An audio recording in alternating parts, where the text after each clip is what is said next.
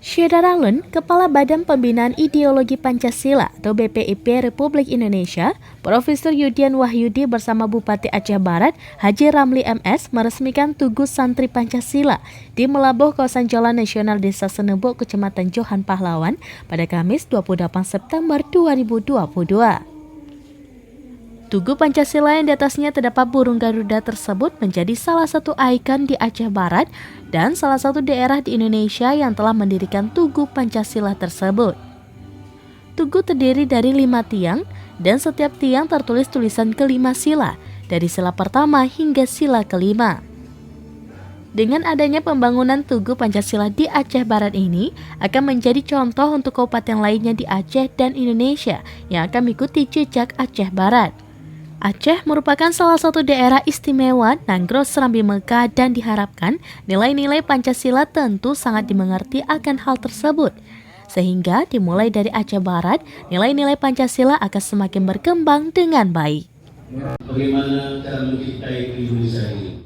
Bupati, apa harapan kita setelah membangun Tugu Pancasila ini, Pak? Yang pertama sekali kita harapkan pada generasi muda untuk mengenang kembali Pancasila memang harus ada di seluruh dada rakyat Indonesia dan negara untuk dikembangkan kepada generasi selanjutnya. Ya, untuk anggaran yang kita dapatkan ini dari mana ini, Pak?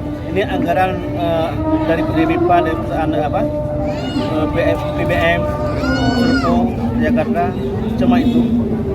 Harapan kita ke pemerintah Indonesia apa ini, Pak, dengan Tugu Pancasila? Harapan kita untuk melakukan hal yang sama seperti ini, untuk membikan Pancasila di seluruh pelosok negara Republik Indonesia.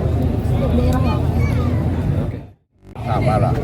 Intinya bahwa Pancasila ini ya bisa lebih membimbing bangsa Indonesia di dalam setiap tindakan berbangsa dan bernegara. Ya, ini dengan itu maka teringatlah kita paling awal yang sana.